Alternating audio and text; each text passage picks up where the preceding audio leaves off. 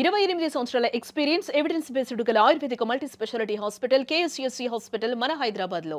నమస్తే, welcome to Suman TV. నేను మీ సాయి భైరి. ప్రస్తుతం బంగారం ధరలు ఏ రకంగా ఉన్నాయి, రాబోయే రోజుల్లో తగ్గుతాయా పెరుగుతాయా, అంతర్జాతీయ పరిణామాలు ప్రస్తుతం గోల్డ్ సిల్వర్ పైన ఏ రకంగా ఉన్నాయో తెలుసుకునేటువంటి ప్రయత్నం చేద్దాం. మనతో పాటు బ్యాంకింగ్ ఎక్స్పర్ట్ చలపతిరావు గారు ఉన్నారు. సార్ నమస్తే. సార్, బంగారం ధరలు మొన్నటి వరకు 2 లక్షలు తాకుతున్నాయా అనే కాడి నుంచి ఇప్పుడు కిందికి పోతూ వస్తున్నాయి. బట్ మళ్ళీ ఏదో ఒక చిన్న సంకేతం, ఇరాన్ అమెరికా యుద్ధం కానీ ఇంకేదో సంకేతం మళ్ళీ పెరుగుతాయనేటువంటి మాట వినపడుతుంది. నిజంగానే బంగారం పెరుగుతుందా రాబోయే రోజుల్లో? మళ్ళీ కొంత పెరుగుతుందండి, ఇందులో డౌట్ లేదు. ఎందుకంటే నిన్ననే అమెరికా టారిఫ్లు ఇండియా మీద 10% పెంచారు. 18% ఉండేది మళ్ళీ 28% చేశారు. సో ఎప్పుడైతే 28% చేశారో ఎక్స్పోర్ట్స్ తగ్గిపోతాయి. న్యాచురల్గా ఎక్స్పోర్ట్స్ తగ్గిపోతాయి. ఇంత కాస్ట్ పెట్టి తీసుకొచ్చి అక్కడ అమ్మడం కష్టం. సో వేరే దేశం నుంచి తేవాలి, లేదా ఎక్కువ కాస్ట్కి అమ్మాలి. కాబట్టి ఎక్స్పోర్ట్స్ తగ్గిపోతాయి ఇండియాలో. దీనివల్ల షేర్ మార్కెట్ పడిపోతుంది. ఇప్పుడు 26,000 నుంచి మెల్లగా 25,200కో లేదా 25,000 కన్నా తక్కువకో వచ్చినా కూడా ఆశ్చర్యపడక్కర్లేదు. నిఫ్టీ ఆశ్చర్యపడక్కర్లేదు. సో ఇది ఈ టర్మాయిల్ అంటే ఈ క్లిష్టమైన పరిస్థితి ఉన్నంతకాలం బంగారం పెరుగుతుంది. ఎందుకంటే మనం డాలర్లోనే కొనాలి. డాలర్ ఇప్పుడు 90-50 పైసలు ఉంది. ఈ మెల్లగా మళ్ళీ 91-92కి వెళ్తుంది. ఇందులో 10 పైసలు పెరిగిందంటే అక్కడ గోల్డ్ రేట్ పెరిగిపోతుంది. 10 పైసలు పెరిగినా కూడా ఆ రోజు గోల్డ్ రేట్ పెరుగుతుంది. ఈ డాలర్ అలా అలా పెరుగుతూ ఉంటే ఒక 10 పైసలు రోజుకి, లేదా ఒక 20 పైసలు జంప్ ఇచ్చినాం. అంతకుముందు ఇచ్చింది మనం జనవరిలో చూసాం, ఒకేసారి 30 పైసలు జంపు, 40 పైసలు జంపు అలా వచ్చింది అనుకోండి, అతలాకుతలం అయిపోతుంది. అమెరికా రష్యా ఇద్దరు కలిసి డాలర్లో వ్యాపారం చేయబోతున్నారు. దాని కారణంగా లక్షలోపు పడిపోతుంది బంగారం అనేటువంటి ఒక వార్త వచ్చింది. అలాంటి సంకేతాలు ఏమైనా ఉన్నాయా? అలాంటివి లేవండి. ఎందుకంటే రష్యా అమెరికా వాళ్ళు ఎప్పుడు కొట్టుకోరు. ఇంకోళ్ళు కొట్టుకుని ఎలా చూస్తారు వాళ్ళు, లేదా వాళ్ళు ఆక్యుపై చేస్తారు. వేరే దేశాన్ని వాళ్ళు ఆక్యుపై చేస్తారు తప్ప వాళ్ళు ఏం కొట్టుకోరు. అది జరిగే పని కాదు. రెండోది ఏమంటే అమెరికా యొక్క సార్వభౌమాధికారాన్ని అంగీకరించకూడదు అని భారతదేశం ఒక గట్టి స్టాండ్ తీసుకుంది. ఇది ఎక్కడ చెప్పట్లేదు. అందుకనే మనం యూరోప్తో ఒప్పందం చేసుకున్నాం, రష్యాతో ఒప్పందం చేసుకున్నాం, మన ఫ్రాన్స్తో చేసుకున్నాం. అమెరికా కాకుండా అమెరికా +1 అనేటువంటి నినాదంతో సెంట్రల్ గవర్నమెంట్ పోతుంది.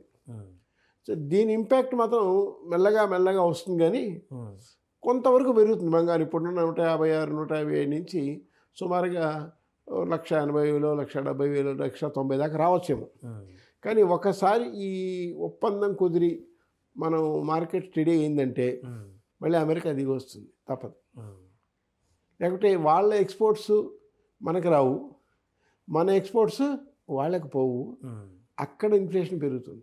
అక్కడ ఇన్ఫ్లేషన్ పెరిగితే జనాలు దంతారు. ఇక్కడ కాదు. ఇక్కడ 5% కాదు 10% పెరిగిన అడిగే వాళ్ళు లేరు. మా అయితే గవర్నమెంట్ మారుతుంది, అక్కడ అలాగే దించేస్తారు. ఇక మళ్ళీ ఆ పార్టీ ఇంకో 10 ఏళ్ళ దాకా ఎక్కదు. అది పెద్ద ప్రాబ్లం ఉంది అక్కడ. ఆ పార్టీ ఇంకా 10 ఏళ్ళ దాకా మళ్ళీ ఎక్కదు పైకి. అది ప్రాబ్లం ఉంది. కాబట్టి రెండోది ఈయన తూకుడు విధానం అది జనాలకి నచ్చడం లేదు. నేను కింగ్ని అంటే ఎవరు ఒప్పుకోవట్లేదు. కాబట్టి అమెరికాకు వ్యతిరేకంగా ఇండియా తీసుకునే స్టాండు వాళ్ళకి అర్థమైపోయి నేను టారిఫ్లు మళ్ళీ 10% పెంచారు. కొంత ఇంపాక్ట్ గోల్డ్ మీద ఉండేమాట నిజం. ఎంతవరకు ఉండొచ్చు సార్? ఎంతవరకు? 180, 170 ఆ రేంజ్లో వస్తుంది. 180, 170 1 మంత్లో ఈ నెల లోపల వచ్చేస్తుంది. ఈ ఫిబ్రవరి 2 నుంచి మార్చి 15 లోపల వచ్చేస్తుంది. 180, 190. నేను అంతకుముందు డిసెంబర్ 24 ఇదే ఛానల్లో చెప్పాను 2 లక్షలు అవుతుంది. మళ్ళీ ఒకవేళ అక్కడ దాకా వెళ్ళినా కూడా ఆశ్చర్యపడక్కర్లేదు. బట్ అక్కడి నుంచి మాత్రం తగ్గిపోతుంది. ఎందుకంటే ఇప్పుడు ముహూర్తాల టైం, వద్దన్నా కాదన్నా బంగారం కొంటారు, తప్పదు. అమ్మాయికి ఎంత బంగారం పెట్టారు, ఎంత వెండి పెట్టారు, అబ్బాయికి ఇది అడుగుతారు. వెండి కంచం ఇస్తారా? ఆరిపోతాడు. వెండి కంచం ఇచ్చినా కూడా ఈ రోజుల్లో ఆరిపోతారు. అంటే 1 కిలో వెండి కావాలా? వెండి కంచం అంటే 1 కిలో వెండి ఏం తక్కువ ఉందా? కాదు కదా. ఈ పెళ్ళిళ్ళ సీజన్ కాబట్టి బంగారానికి డిమాండ్ ఉంది కాబట్టి ఈరోజు పెరుగుతుంది. ఇప్పుడు వెండి కూడా 4 లక్షల దాకా పోయి ఇప్పుడు మళ్ళీ కిందికి వచ్చేసింది. అది కూడా పెరిగే అవకాశం ఉంది సార్? వెండి తగ్గుతుందండి. వెండి తగ్గుతుంది, ఇంకా తగ్గే అవకాశం. ఎందుకంటే వెండికి పెద్ద డిమాండ్ లేదు ప్రస్తుతానికి. డిమాండ్ లేదు. అందరూ చాలామంది కొనేసి ఆపేశారు. కొనాల్సిన కంట్రీలన్నీ కొనేసి ఆపేసాయి. బీద కంట్రీలు బంగారం లేకపోయినా వెండి అనే కొన్నారు. ఈ అమెరికాతో పడలేను రా బాబు అని. ఇప్పుడు ఆ బాధ లేదనమాట. అంటే ఇప్పుడు ఇండియా ఇప్పుడు బ్రెజిల్తోనూ, ఇటు రష్యాతోనూ, ఇటు ఫ్రాన్స్‌తోనూ, ఇటు జపాన్‌తోనూ ఈ ఒప్పందాలు చేసుకోవడంతో అమెరికా వాళ్ళకి మెల్లమెల్లగా మాడుమోగుతుంది. అది కొంచెం టైం పడుతుంది. కానీ దాని ఇంపాక్ట్ వచ్చిన తర్వాత మార్చి తర్వాత నుంచి మనకి స్టడీ అవుతుంది. ఇంకా బంగారం పెరగకపోవచ్చు, ఆ తర్వాత పెరగకపోవచ్చు. 1.80, 1.90 దాకా వచ్చి అయిపోతుంది.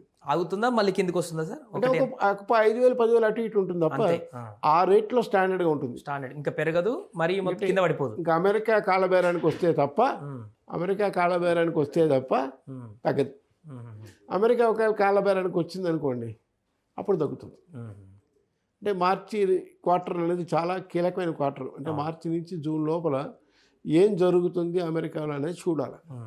వాళ్ళు ఏం చెప్తున్నారంటే ఎంప్లాయ్మెంట్ జనరేషన్ పెరిగింది, కొంతలో కొంత ఇన్ఫ్లేషన్ తగ్గింది, పాజిటివ్ ఎఫెక్ట్స్ అక్కడ కనిపిస్తున్నాయి. కానీ ఈ పాజిటివ్ ఎఫెక్ట్స్ టెంపరీ అనేటువంటి ఒక ఆలోచన కూడా చాలా ఎక్కువ ఉంది. ఎందుకంటే మధ్యలో నువ్వు కొంతకాలం సడలించావు ఈ టారిఫ్లు, సడలించావు కాబట్టి మళ్ళీ జనాలకి ఇన్ఫ్లేషన్ పెరగకుండా కంట్రోల్ అయింది. ఇప్పుడు మళ్ళీ ఇన్ఫ్లేషన్ పెరిగింది అనుకో, టారిఫ్లు ఎక్కువైపోయి ట్యాక్స్లు ఎక్కువైపోతే మరి ఏదైనా కష్టమే కదా, మనం కూడా కొనలేము. కాబట్టి ఆ ఇంపాక్ట్ చాలా హెవీగా ఉంటుంది. సో 1.80 నుంచి 2 మధ్యలో సెటిల్ అవుతుంది. ఇప్పుడు ఒకవేళ నెక్స్ట్ మంత్ ముహూర్తాలు హెవీగా ఉన్నాయి కాబట్టి వాళ్ళు ఇప్పుడే కొంటే బెటర్ అంటారా? ఒక 4-5 రోజులు అవుతా వేరే ఆప్షన్ లేదు. ఇప్పుడు కొంచెం రీజనబుల్గా ఉన్నాయి కాబట్టి ఇప్పుడే కొనేసుకోవాలి. ఇప్పుడే కొనేసుకుంటే రేపు మే 13 దాకా ముహూర్తాలు ఉన్నాయి ఆల్రెడీ. ఈ లోపల కొనుక్కుంటే నడుస్తుంటుంది. జనాలు కూడా తెలుగు వాళ్ళండి, మనం చెప్పక్కలేదు, కొనేస్తారు. ఇవాళ ఏదో తక్కువలో ఉంది కానీ వేళ కొనేద్దాం కొనేస్తారు. ఒక 5,000 తగ్గినట్టే కదా, ఒక 10,000 తగ్గినట్టే కదా. ఒక 20 గ్రాముల బంగారం అమ్మాయికి పెట్టామంటే ఒక గ్రాముకు ఒక 1000 రూపాయలు తీసుకుని 20,000 తగ్గినట్టే కదా. అది ఇంకో ఖర్చుకు వస్తుంది కదా. ఇట్లా ఆలోచించడం అనేది ఎకనామికల్ థింకింగ్ అనేది జనాల్లో బాగా పెరిగిపోయింది. సో అందుకు మాత్రం మనం ట్రంప్ని మెచ్చుకోవాలి. జనాలకి ఎకనామికల్ థింకింగ్ అనేది, దేశాలకు కూడా ఎకనామిక్ థింకింగ్. అమెరికా +1 అనే పాలసీ ఆల్మోస్ట్ అన్ని కంట్రీలు పాలిస్తాయి. కాబట్టి దెబ్బ పడుతుంది వాళ్ళకి, మనం సుభిక్షంగా ఉంటాం. ఇప్పుడు ఇన్వెస్ట్మెంట్ పెట్టుకున్న వాళ్ళు కూడా సరైన టైం అంటారా సార్ గోల్డ్ మీద? ఇప్పుడు పెట్టుకోవడానికి మంచి టైం కాదు.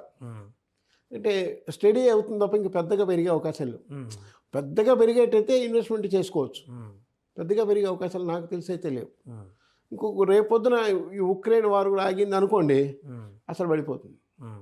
అసలు లక్షలోపు పడిపోయే అవకాశం మళ్ళీ 1,00,000 కాబట్టి 1,30,000, 1,40,000 దాకా రావచ్చు. ఉక్రెయిన్ వారు ఆగిపోతే పడిపోతుంది. మొన్న లాస్ట్ వీక్లో ఇరాన్తో యుద్ధం నడుస్తుందేమో అన్న భయం సృష్టించాడు ఆయన. ఆ తర్వాత ఆయనకి అర్థమైంది మనం దిగితే వాళ్ళు దిగుతారని. అవతల వెనకాల కూడా పెద్ద ఫోర్స్ ఉంది కదా. సో ఈ కెనాట్ ఫైట్ విత్ 2 కంట్రీస్. అంటే అటు రష్యా ఇటు చైనాతో యుద్ధం చేయలేదు అమెరికా, ఒక్కళ్ళతో అయితే చేయగలదు. అది సమస్య. ఆ సమస్య అర్థమై ఆయన వెనక్కి అడుగేశాడు. రష్యా చైనా 35% టారిఫ్ వేసినా కూడా వాళ్ళు భయపట్టలేదు. ఎందుకంటే ప్రపంచంతో మార్కెట్ ఉంది, నువ్వు అనకపోతే పోయి పుల్లాయి అంటున్నారు. ఇండియా కూడా ఆ పరిస్థితి రావాలనే గవర్నమెంట్ ప్రయత్నం చేస్తుంది. ఇది మాత్రం చాలా శుభ పరిణామం, దేశానికి చాలా మంచి జరుగుతుంది. అమెరికా +1 అనే పాలసీ చాలా గొప్పగా ఉంటుంది. Right sir, thank you so much. అది ప్రస్తుతానికి బంగారం వెండి ధరలకు సంబంధించినటువంటి విషయం. వచ్చే నెలలో ప్రస్తుత అంతర్జాతీయ పరిణామాల నేపథ్యంలో కొంతమేరకు పెరిగేటువంటి అవకాశం ఉంటుందంటే కూడా వారు చెప్తున్నారు. ఒక పాయింట్కి వచ్చిన తర్వాత 1.8 or 1.9 వచ్చిన తర్వాత మాత్రం స్టడీగా అక్కడి నుంచి మూవ్ అయ్యేటువంటి అవకాశం ఉన్నట్టుగా చెప్తున్నారు.